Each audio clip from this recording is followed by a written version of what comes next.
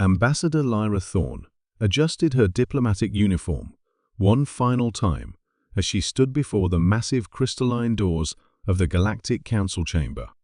For 3 months, she had sat through endless sessions of bureaucratic posturing, trade negotiations, and territorial disputes that seemed designed more to waste time than accomplish anything meaningful.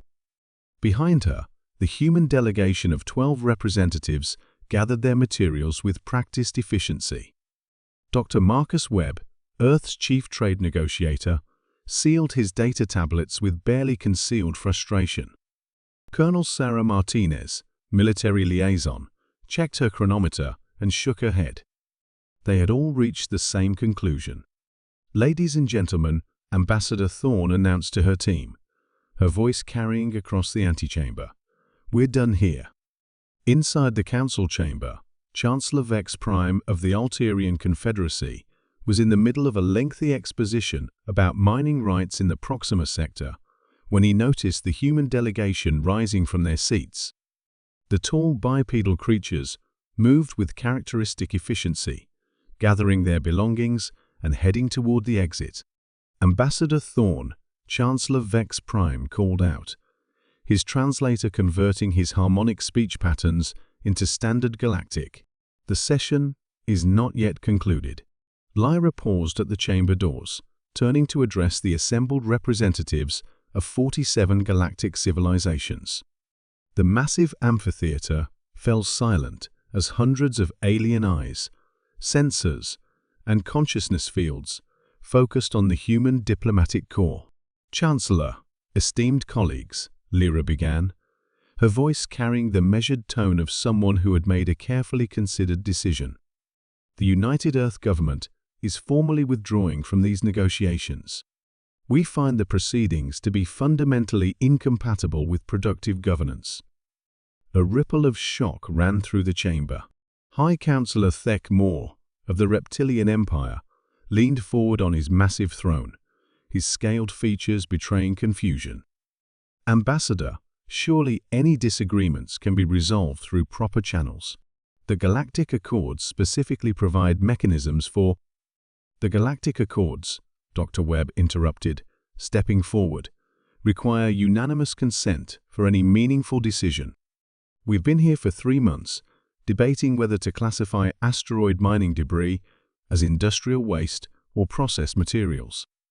Meanwhile, the Corvani hegemony continues raiding independent colonies. The Sextar Collective is strip mining inhabited worlds, and the Trade Commission can't agree on basic shipping standards. Counselor Vela 9 of the Machine Intelligence Coalition processed this information through her quantum arrays.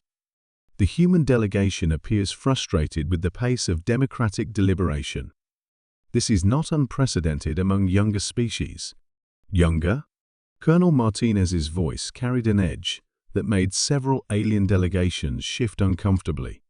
"Respectfully, Counselor, humanity achieved interstellar travel and established colonies across 16 systems, while this council was still debating proper greeting protocols for crystalline life forms." The chamber erupted in a cacophony of translated arguments and protests. Ambassador Thorne raised her hand, and something in her gesture caused the entire assembly to fall silent again. "We came here in good faith," Lyra continued, believing that galactic civilization had evolved beyond the petty squabbles that once plagued individual worlds. What we found was bureaucracy elevated to an art form, with endless committees to form committees to discuss the formation of additional committees. High Admiral Zephix of the Cytherian military caste stood, his imposing figure towering over the assembly. "The human delegation cannot simply withdraw from negotiations that affect the entire galactic community. There are protocols, proper procedures." "Admiral," Lyra interrupted, "in the time we've been discussing trade route regulations, humanity has established 17 new colonies, developed 3 breakthrough technologies, and negotiated bilateral agreements with 12 species that actually wanted to accomplish something." Chancellor Vex Prime's biomechanical enhancements whirred as he processed this information. The humans have been conducting unauthorized diplomatic activities. Not unauthorized, Dr. Webb clarified, consulting his data tablet. Simply more efficient.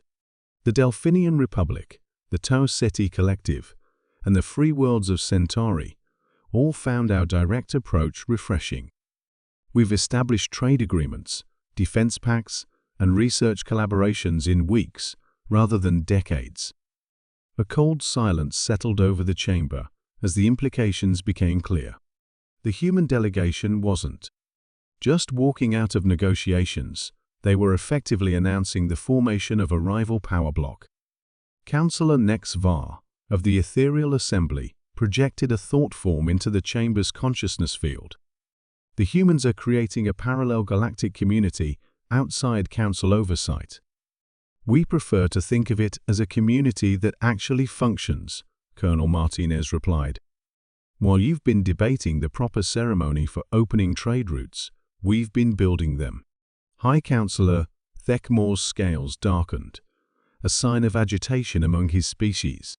The Galactic Council has maintained peace and order for 12,000 years through careful deliberation and consensus building. And in those 12,000 years, Lyra observed, how many major problems have you actually solved? How many conflicts have you prevented versus simply managed? How many technological advances have been delayed by committees afraid of change? The human ambassador pulled up a holographic display showing comparative data.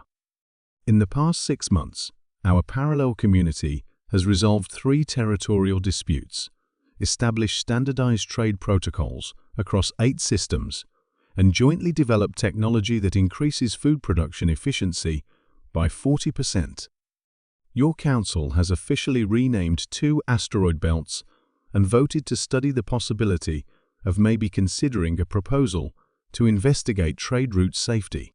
The chamber fell into stunned silence as delegates began accessing their own databases, confirming the human claims. The efficiency differential was undeniable. What do you want? Chancellor Vex Prime asked finally. Lyra smiled, an expression that had become familiar to many alien species over the months of negotiations. We want results, not rhetoric. We want governance that serves its citizens rather than its bureaucrats.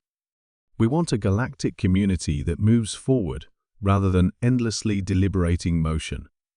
And if the Council refuses to reform, High Admiral Zefix demanded, then you'll find yourselves increasingly irrelevant, Dr. Webb replied matter-of-factly.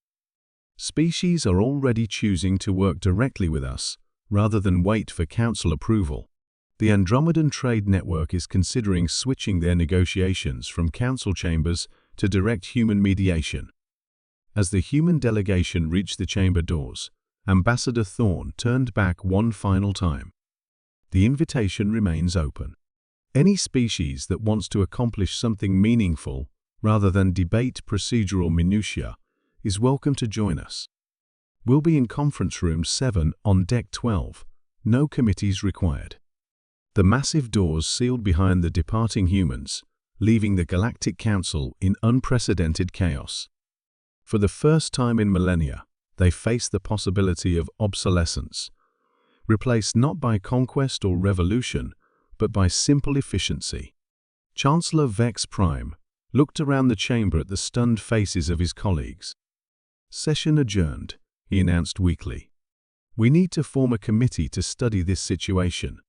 In Conference Room 7, the real work of galactic diplomacy continued.